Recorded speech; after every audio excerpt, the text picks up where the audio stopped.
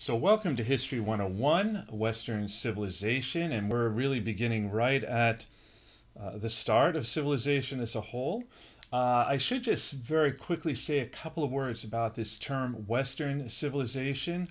It's a bit old-fashioned, kind of the idea that there is this thing we can call the West that roughly corresponds to European civilization, and that you can actually trace the antecedents of that civilization to the Near East. And there are many today who would actually challenge the idea that there is this thing called the West that can be set in opposition to the East, and somehow developing in a very distinct and almost isolated way from what's happening elsewhere.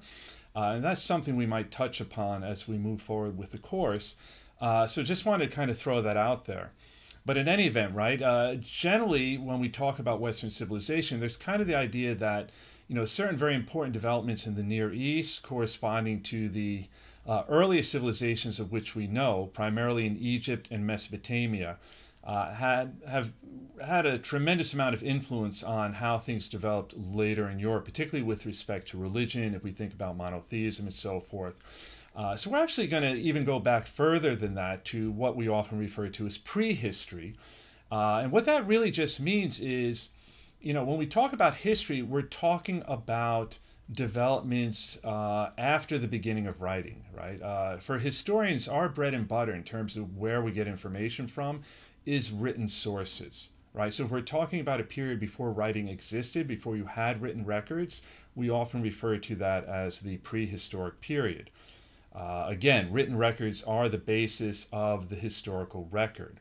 So if we're looking at developments before we had writing, before we have written records, we tend to rely primarily on the archaeological record, right? Kind of the physical remains left behind by various,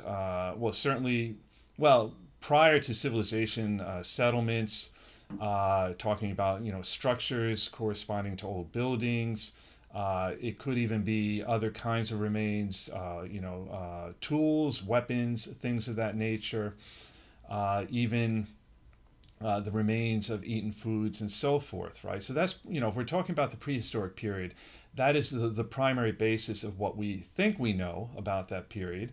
Added to that, sometimes we borrow from anthropology, cultural anthropology, which studies contemporary societies primarily through what we call ethnographies, right? So it's kind of the idea that if you're an anthropologist, you might go live among another people, a different society, to spend, maybe a year or two.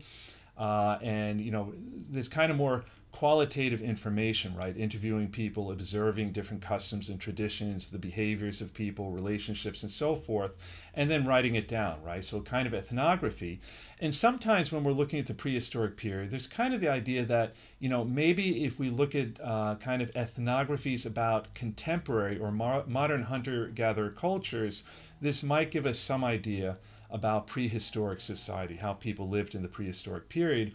And you'll note in the slide, I ask what is problematic about this.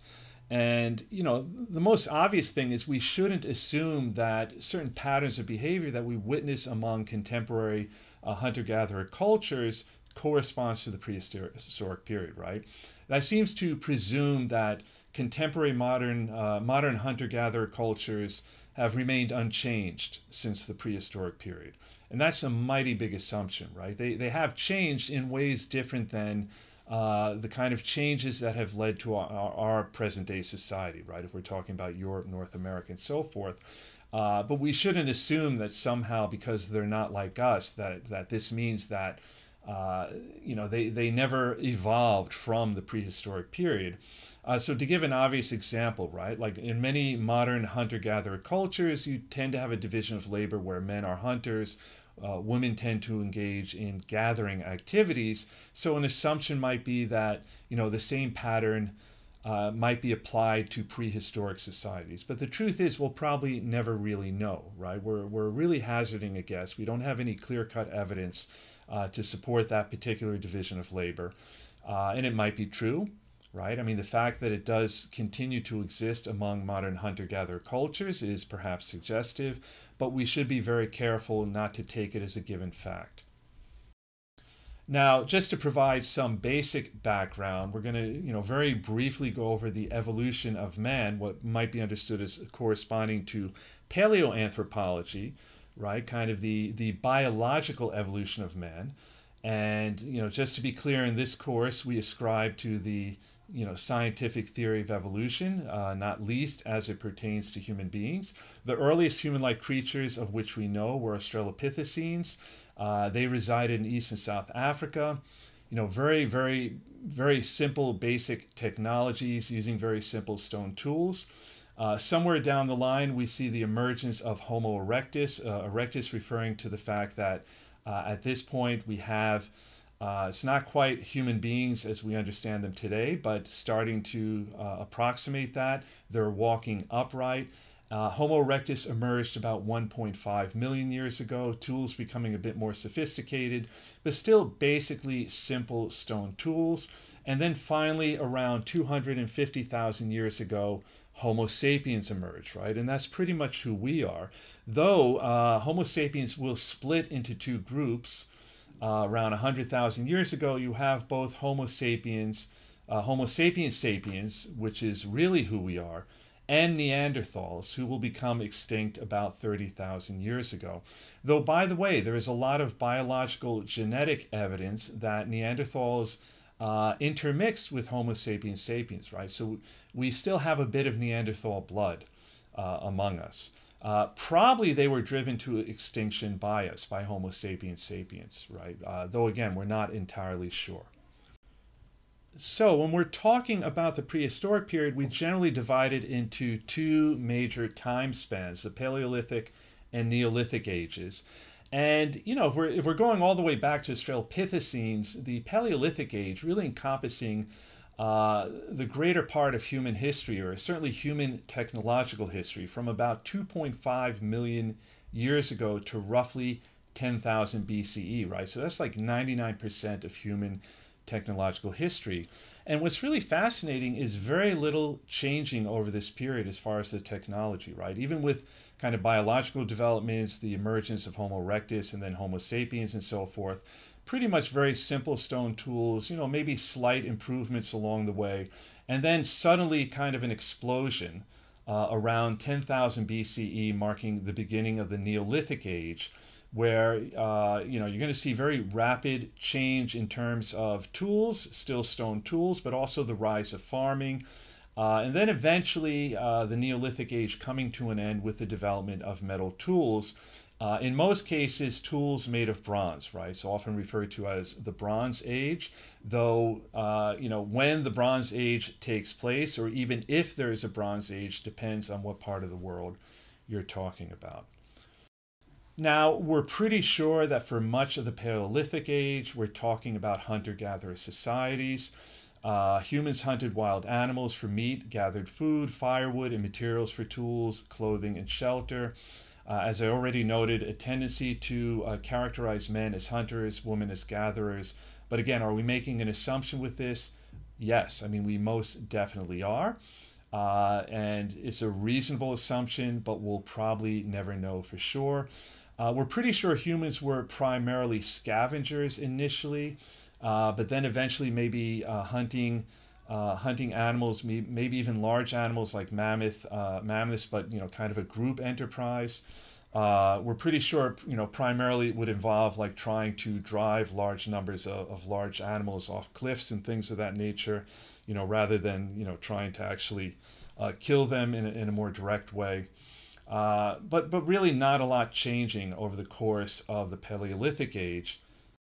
And then we hit the Neolithic age, and that begins with the Neolithic Revolution, right? Neolithic Revolution happening very shortly after the beginning of the Neolithic age, around 8,000 to 7,000 BCE, again, depending on what part of the world you're talking about. And the Neolithic Revolution is defined, probably the easiest way to think of it is defined by three primary developments, right? Beginning of permanent settlements, beginning of agriculture, right? Food production, and those two things kind of go hand in hand, right? So, the beginning of the ability to actually grow your own food meant you didn't have to move around looking for food. Again, depending on what part of the world you're talking about, the primary Grain would have been either wheat, barley, millet, potatoes, corn, or so forth. And then the third major development connected with the Neolithic Revolution, the domestication of animals, right, where you now have a steady source of meat, milk, and fibers for producing clothing. All of these things allowing people to remain in one place, right? They don't have to go looking for food. Whether you're talking about wild plants, wild grains, and so forth, or you're talking about animals. So, Neolithic Revolution leading to permanent settlements, what we might just refer to as farming villages. Two really good examples of, really early permanent settlements. One is Jericho. Some of you might be familiar with that name from the Bible. It's a real city, about a half an hour from the city of Jerusalem. And it is a city that is still inhabited. Some would argue the oldest continuously inhabited city on the planet, though Damascus could probably give Jericho a run for its money in that regard. Jericho is very close to the Dead Sea, which is the lowest point on the planet, so a very arid environment, very hot. It's an oasis community, right, centered around an oasis, a source of water. What we know about the earliest permanent settlement in Jericho, based on the archaeological record, but this is a, not a very well-preserved archaeological record, in part because it has been continuously inhabited, right? So new cities being built on the old ones, using materials from older cities and so forth, or earlier settlements, I should say. It's not really a city. But, still, we do have enough to know some basic have some basic ideas about what the earliest permanent settlements there were like. Probably more informative is the site of Çatal Hüyük in modern-day Turkey, which is as old as Jericho, but is no longer inhabited. But from an archaeological perspective, that's actually a good thing, because it means that the archaeological record was pretty well preserved. So what do we know about these earliest permanent settlements? Well, on average, probably about 6,000 inhabitants, which by our standards is pretty small. So, very much a village. At least if you're talking about Jericho and Çatal Hüyük, houses made primarily of mud brick, built very close together. In the case of Çatal Hüyük, there were very few streets. From what we can tell, people had kind of doorways on the roofs, so they would walk along the rooftops to move from one point to another. Why the structures were set so close to one another? Well, that's a bit of guesswork, but probably has something to do with making it easier to defend.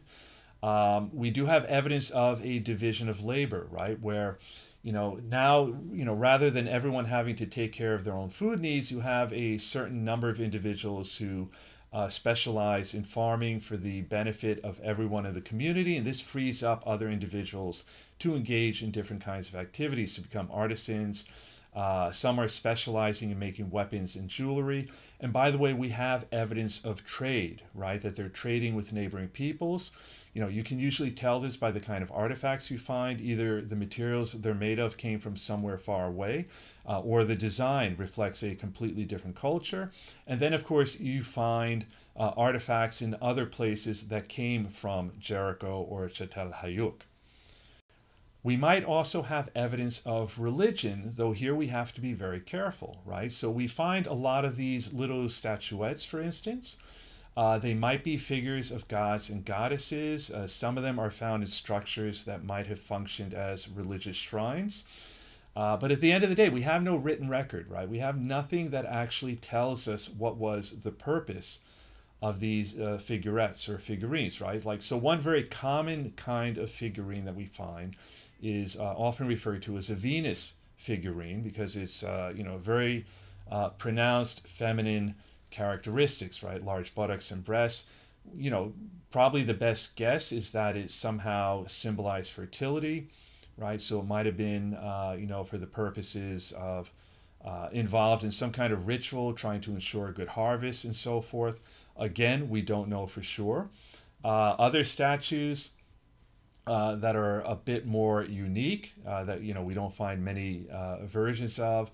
For instance, we have statues from an archaeological site very near Jericho, dating from 6,500 BCE, Ain Ghazal. And looking at them there, your guess is as good as mine as to what exactly their purpose was. Does seem they might have had a religious function. Again, we have no written records to confirm that. As far as when did religion begin, and that is actually a very relevant question to your first non-textbook assigned reading. That might even go back to when, the Paleolithic age, when human beings were still, in some cases, living in caves, right? The proverbial cavemen. So very famous, for instance, is the prehistoric art often found in caves. A very famous example of that would be the Chauvet cave in France, where if you go to the back of the cave, you find drawings or paintings of various figures. Many of them are just, like animals, sometimes human beings. Again, do those, somehow correspond to some kind of religious practice or ritual? Hard to say, right? There's nothing there to tell us for sure what their purpose was. Maybe it's just a way to pass the time, just painting scenes from your surroundings, right? Kind of the wildlife that exists in that area. Maybe just kind of telling a story about, like the recent hunt. On the other hand, some of these paintings are of half man, half animal variety, right? Where, that does seem a bit more suggestive of, maybe they represent some kind of deity or god. Maybe that's part of a ritual. Again, maybe it's just someone being very imaginative, very difficult to tell. Another kind of evidence, perhaps, even, again, dating back to the Paleolithic period, of some kind of spirituality or religious practice, we find burial of the dead, right? Humans burying their dead. That could suggest a belief in an afterlife, right? Particularly if they're burying humans with various artifacts, the idea that maybe they're going to need these artifacts in the afterlife. And we find evidence of this practice dating back over 100,000 years, right? But, if you're thinking about it creatively, you could come up with other reasons for why they buried their dead, right? It could be just simply for hygienic purposes. It could be simply to avoid, having animals come, scavenging, looking for dead bodies, right? I mean, that they would be able to smell and so forth. I mean, the smell alone might be a good reason to dispose of dead bodies by burying them. So it's really hard to say, right? Again, this is the problem of not having written records. If you have written records, very often you'll find something corresponding to a particular archaeological kind of evidence, structure, various artifacts that helps you to interpret them in a more confident way.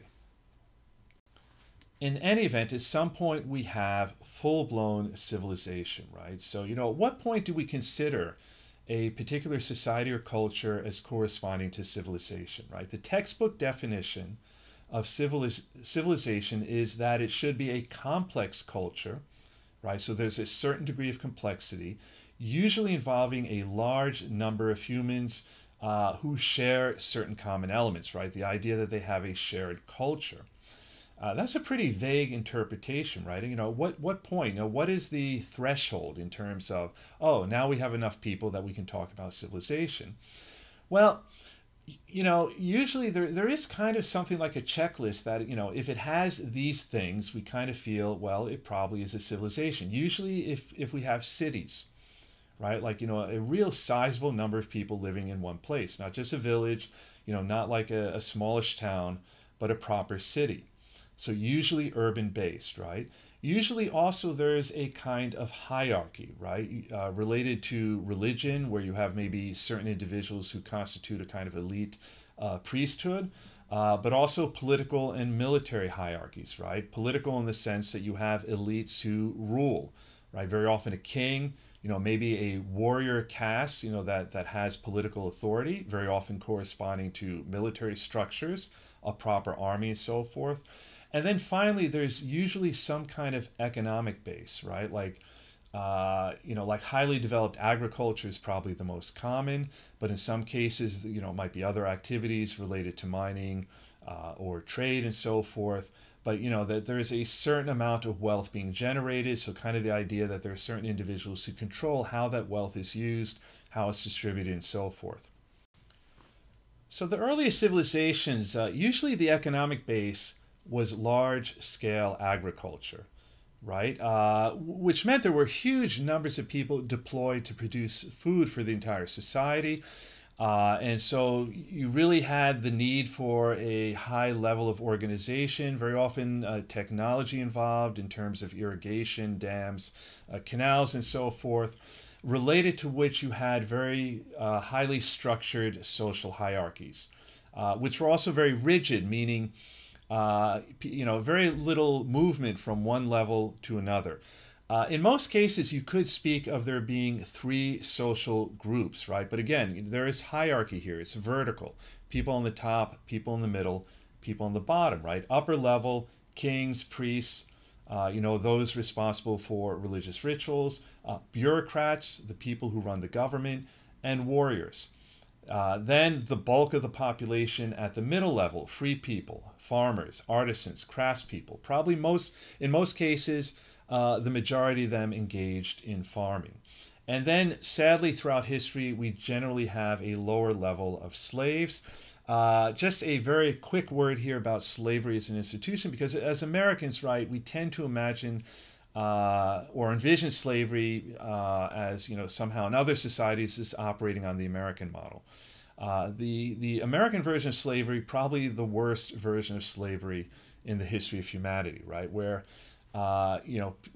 people were slaves based on their race. If you were a slave, you were not perceived as a human being. You were chattel, meaning you were someone owned the same way someone might own cattle or horses or pigs.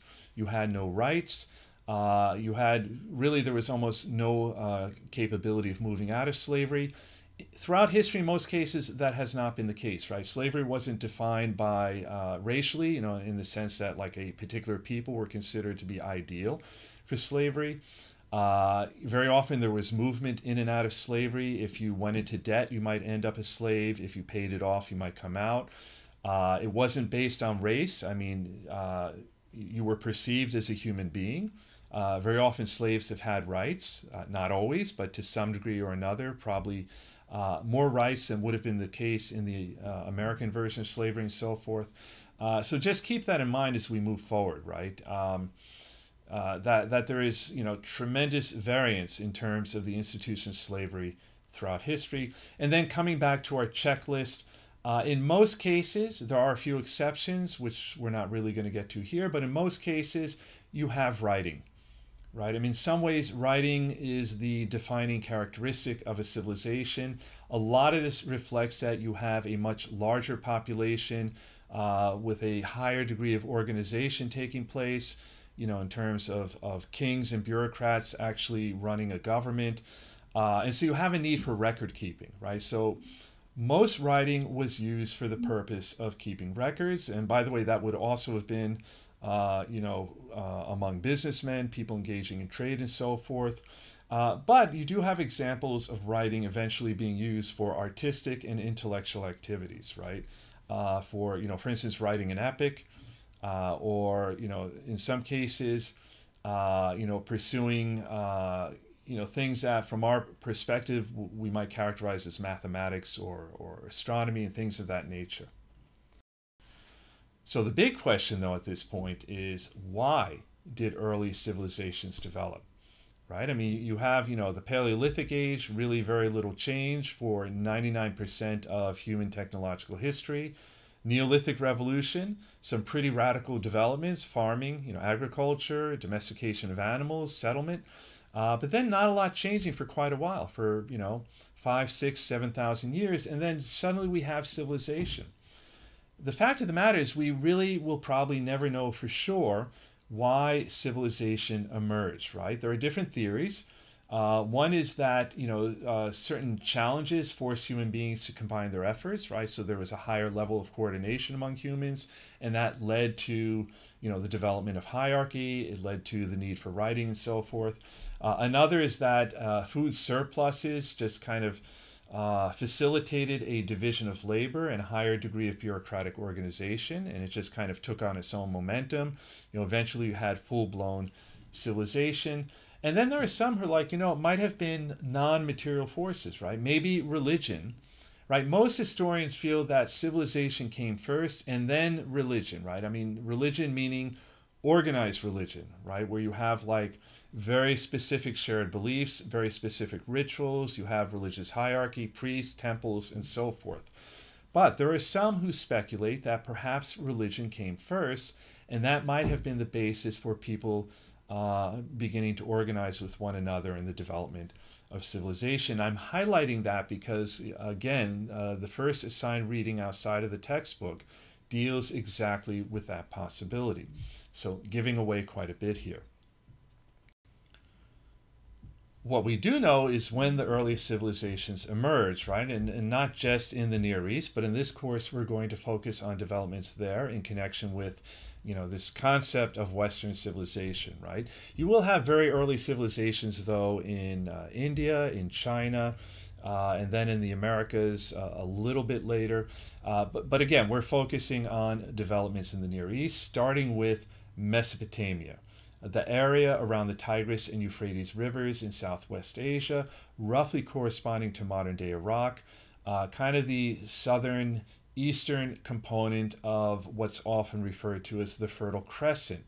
So probably a lot of you know that the Near East, or today we more often refer to it as the Middle East, a very arid environment, a lot of desert, but you do have this relatively fertile area corresponding to the Tigris and Euphrates rivers, and then kind of looping down along the eastern coast of the Mediterranean, roughly corresponding to modern-day Lebanon, Israel, Palestine. The term Mesopotamia, by the way, not used by these civilizations, these early civilizations in reference to themselves. It's actually a Greek word, right, later kind of applied to that area, and it means land between the two rivers. Again, the Tigris and Euphrates rivers. So why did civilization emerge there? Again, we can't say for sure. We know that the conditions for civilization, for the development of large-scale agriculture existed. Soil of southern Mesopotamia is extremely fertile. You have a lot of this kind of silt that is being deposited there, coming down from the Tigris and Euphrates rivers. So this makes it very suitable for agriculture. But the one problem in this case, both rivers very frequently overflowing in a very unpredictable way, right? It tends to happen a lot during the spring where they overflow their banks. And so this can be very disastrous if you're trying to develop agriculture on a large scale. At some point, really, you need to find a way to control that overflow. And that leads to the development of irrigation canals, dams, and so forth. So that fits very nice with this kind of idea of some kind of challenge confronting a fair number of human beings, and that kind of forces them to coordinate their efforts, and eventually that leads to development of cities, social hierarchy, and so forth. In any event, I mean, whether in fact that's how it happened, agriculture did eventually expand, and it certainly did provide the material basis for civilization in Mesopotamia, even if it wasn't necessarily the impetus or cause. Now, the earliest civilization in Mesopotamia is the Sumerian civilization, which was dominated by city-states, right? So you had a number of different cities that begin to emerge around 3000 BCE. And they're city-states because they're cities, right? I mean, in terms of just physically being cities. But they're also states in the sense that each is an independent political unit, right, with its own government, its own laws, its own jurisdiction, and so forth, that would have corresponded to the city and some of the surrounding hinterland, where a lot of that agriculture would have taken place, right? So some of the early city-states that we know of, mostly, we have the archaeological record, but also large numbers of written records, much of that writing in clay tablets, so very well preserved. So we know about the city-states of Eridu, Uruk, Umma, and Lagash. If you're familiar with the Old Testament of the Christian Bible, i.e. the Jewish Bible, some of you might have heard those cities.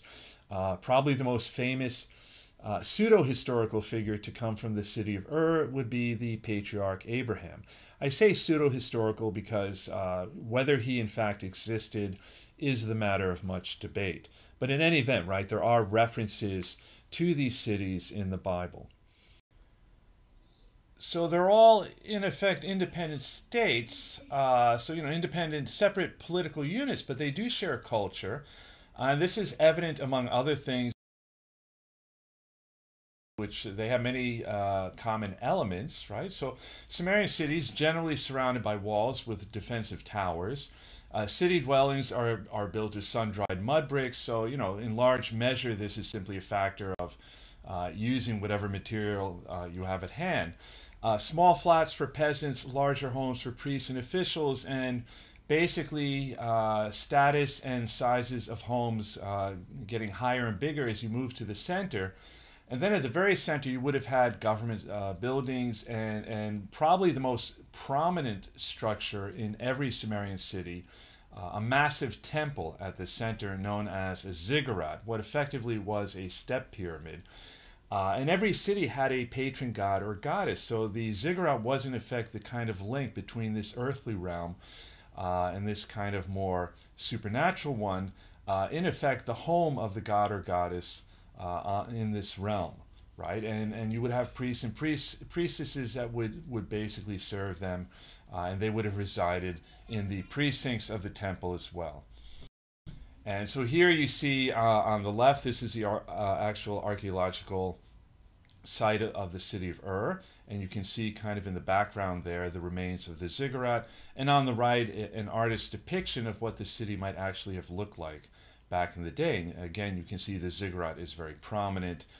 Then you have to the right what was probably the royal palace, also housing government offices and so forth. And in terms of the political hierarchy, at the very top would have been the king, right? The Sumerians had kings. Here we see the royal standard of and at the very center is the king and the various individuals surrounding him representing kind of different social groups, also reflective on the bottom of his role as kind of commander-in-chief of the army. The kings had absolute authority. They were not gods, but they were seen as the agents of the gods. And their power was over the army, over the government bureaucracy, and over the priests and priestesses. Now, for quite a while, you have a number of these independent city-states, very often in conflict with one another. But eventually, one of them is going to establish its authority over the others, and we'll have the first Mesopotamian Empire. And this will actually not be under the Sumerians. This will be another people that enter the region and settle a bit to the north, known as Akkadians, and eventually they overrun the Sumerian city-states. This is under Sargon the Great, and takes place around 2340 BCE. And this will mark the beginning of the first dynastic empire in Mesopotamia. Dynastic basically referring to the idea that it's a ruling family, right? So after the ruler dies, usually succeeded by the nearest male heir, most likely the son. Sometimes it could be a brother, or even a cousin or someone like that if no one closer is available. And from this point forward, really that does seem to be the ambition of rulers, right? To establish their authority over as much territory as possible. And you're going to see a sequence of empires following. For instance, at some point will establish its authority over neighboring city-states. And then eventually you'll have the Babylonian Empire, right? So it's kind of a different people who become centered in a city known as Babylon, also very famous, referenced in the Bible quite a bit. But Sargon the Great does have the honor of being the first to establish a dynastic empire in Mesopotamia. But again, from this point forward, the goal is empire, right? And we see the Akkadian Empire conquering pretty much all of Mesopotamia, even as far as the Mediterranean Sea. Then you have the old Babylonian Empire beginning in 2000 BCE, kind of an indication there's going to be a subsequent Babylonian Empire down the road, sometimes referred to as the Neo or New Babylonian Empire. And probably, I'm not going to ask students to remember, large numbers of names of rulers. I mean, there's really, quite an infinite number. But there is one ruler from the ancient Mesopotamian period that really does stand out. And this is from the Neo-Babylonian Empire, and that would be Hammurabi, probably the best known Mesopotamian ruler. And he ruled from 1792 to 1750 BCE, and is probably best known for the law code he established, often referred to as the Code of Hammurabi. So the Code of Hammurabi consisted of 282 laws, and we should be careful with this term code. It's not a code of laws in the modern sense, right? Where, today we tend to think, the law is supposed to be applied equally to everyone, right? In Babylonian times, it was quite understood that how the law applied to someone among the elite was very different than how it applied to a commoner, right? If you were among the elite and you committed a crime, the punishment would be much more lenient than if you were a commoner committing the same crime. And I know some of you are thinking, well, isn't that kind of how it works today? But and probably there's something to that, right? But we think that's wrong. It's not how it should work. This would have been pretty normal for most Babylonians. Even for a commoner, you would have expected that, the punishment you receive should be quite a bit more severe than if you had been among the elite. What does matter, though, is the idea that the law should be applied consistently, right? So the code would have been, chiseled into stone or metal, as in the case here, right? And would have been presented at various points in the empire, right? So everyone would have access to the law, everyone could see it. The one that you see here, you might note at the top, there's an image that's been carved into the metal or molded into the metal is probably more correct, right? And this is actually the gods giving the law to Hammurabi. And this is actually a very large artifact. This one here comes from the Louvre Museum in Paris. And if you were standing next to it, it would be about 1.5 times your height, probably, if you were like a 6 foot tall individual. Right? So quite large. But the idea the law is visible, the king should not apply the law in an arbitrary fashion, right? It shouldn't depend, what the punishment is for a particular crime shouldn't depend on his mood, on whether someone had a personal relationship with the king. It should be applied consistently. Yes, there would be variation depending on status, also on gender, and in this regard, it tells us a great deal about Babylonian society. But within that context, should be applied consistently, right? Should be the same for any individual among the elite, for any commoner, and so forth. The other principle that's really kind of embodied in the Code of Hammurabi and somewhat familiar to us today is the idea that the punishment should fit the crime, right? So very often the principle that we mention in connection with the Code of Hammurabi, an eye for an eye. And a lot of people, when they hear that, they think, wow, that's like harsh justice. But if you think about it, it really is about preventing punishment from being overly harsh, right? The idea that the punishment should fit the crime. Only an eye for an eye. If you took out someone's eye, you shouldn't be put to death. And probably in this respect, more than any, we find certain similarities with the Ten Commandments, right? Which came much later, by the way, right? So Ten Commandments, if you're, a religiously minded individual, you probably hold that the Ten Commandments were given to Moses by God. From a historian's point of view, you kind of wonder if perhaps they reflect Mesopotamian influence. And maybe relevant in this regard is that the biblical story of the patriarch Abraham is that he came from the city of Ur. Now, from a historian's point of view, the Code of Hammurabi is especially valuable for what it tells us about Mesopotamian society. And one thing that is very clear is that it was very patriarchal. Men were dominant, both in society and in the family. Women possessed far fewer rights than men. Children had almost no rights at all. So within the household, a man was in effect king. Even the state was very reluctant to intervene with respect to what happened within a man's household, right? That was his little kingdom. And there was kind of this idea, and unfortunately this idea is, sadly still with us today, that a woman's place was in the home, right? That she in some way should be subservient to the male. Though we should note, right, other kinds of written records, particularly business records, provide evidence that women did in fact operate in the public sphere, that they did work. Certainly peasant women worked in the fields, but we even have evidence that women sometimes ran businesses. Sexual relations strictly regulated, right? So, in terms of how the law applied, gender mattered almost as much as one's social grouping, right? For instance, men were permitted sexual activity outside of marriage. Women were not. In fact, women could be punished with death if they engaged in adultery, right? So, that's probably maybe one of the clearest indications of a double standard in terms of gender and how the law applied. That brings us now to Mesopotamian religion, which was polytheistic, right? Belief in many gods and goddesses. And, religion within Mesopotamian society was primarily about maintaining order, right? Today we often think of religion more in terms of kind of, individual concerns about the afterlife, what is the meaning of life, can God provide me comfort and so forth. That isn't really how religion worked in ancient Mesopotamia, right? It was primarily about maintaining social order. The gods and goddesses represented the forces of nature and were unpredictable, right? And whether something bad happened had very little to do with whether you were a good person or a bad person, or somehow the community had behaved wickedly and God was punishing them. Things just happened because maybe one of the gods or goddesses woke up in a bad mood and decided to take it out on the people, right? So very important then were the various rituals that had to be performed exactly so, right? The point of these, and these would be conducted under the guidance of the priests and priestesses, was to appease the gods and assure favorable outcomes, right? Make sure that they stay happy, right? It might also help to predict the will of the gods, right? To anticipate some kind of disaster.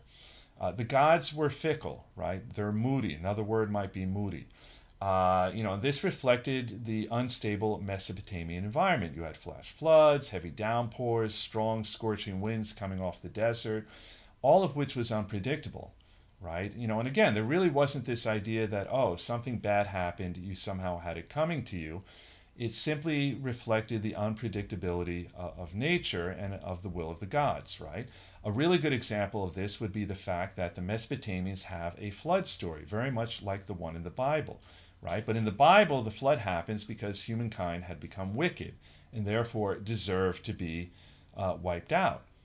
In the Mesopotamian story, what happened is one of the gods woke up one morning and was in a really bad mood because he couldn't sleep that night, right? Decided human beings are simply too noisy, and that was the basic reason he brought down a flood upon humanity, right? Some of the other gods and goddesses felt a bit sorry, and that was kind of the story behind the building of an ark and, the fact that one individual and his family survived, right? But then, I know some of you are thinking, well, I have really noisy neighbors. Sometimes I wish I could do the same, right? But that clearly, that's not a really compelling reason to wipe out humanity.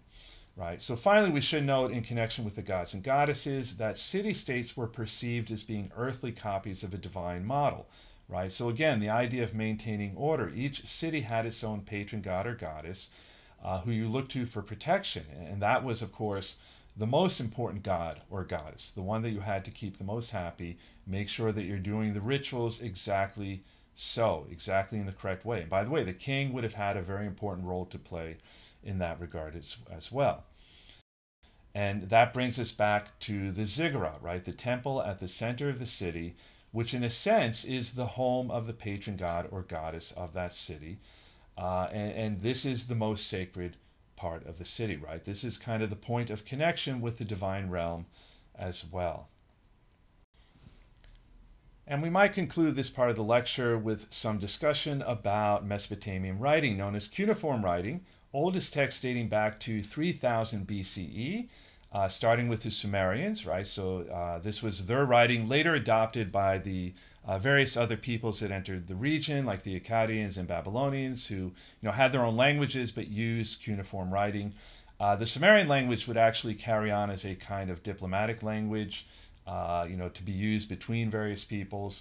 But in any event, right, cuneiform literally meaning wedge-shaped, right? So it kind of reflects, how the various symbols of this writing were created. They use a stylus, a kind of stick, with a little triangular shape at the end, and would imprint this into the clay being the primary writing material, to create various symbols, right? And what's really important to know about cuneiform writing is it was not phonetic, right? Phonetic alphabet like we have, right, where each symbol represents a sound. And so you only need a limited number of symbols. With cuneiform writing, each symbol represented a thing, and then these symbols would be combined to create new symbols representing other things or representing verbs. abstract ideas, concepts, and so forth. The point being that you end up with a huge number of symbols, and it would have been very difficult back in the day for someone to master this writing, right? Very few individuals would have attained the level of scribe. So you might have like some kind of basic rudimentary writing skills that could be used by businessmen and so forth, but at the level of government, people who were keeping government records or engaging in other kinds of writing of a more sophisticated nature, this would have been a very, very few people would have attained this level of writing capability, right? Again, very nice from the historian's perspective that they use clay, right? They would, imprint the symbols into soft clay, and then it would dry and harden and would end up being well preserved. The vast majority of written records we have are in clay form, these cuneiform tablets, though sometimes something would be written, particularly if it were, something kind of glorifying the king, or for instance, like the Code of Hammurabi, something that had to be accessible to large numbers of people, would constitute monumental inscriptions being chiseled into stone or even into metal, right? But most writing primarily about record keeping. Eventually we do have writing dealing with intellectual matters, kind of pertaining to astronomy or mathematics. And then, at some point they did have storytelling, but, for long stretches of time, stories would have just been handed down orally from one generation to another, but some of them did eventually find their way into writing. Probably most famous is the Epic of Gilgamesh, kind of Hercules type figure, half man, half god, very heroic, doing many heroic deeds. And then eventually, as per the epic, seeking out the secret to immortality, right? So, worth mentioning might be the oldest epic on record of humankind. But in any event, we're going to stop there with the first half of our lecture, and we'll be picking up in the second half with ancient Egypt.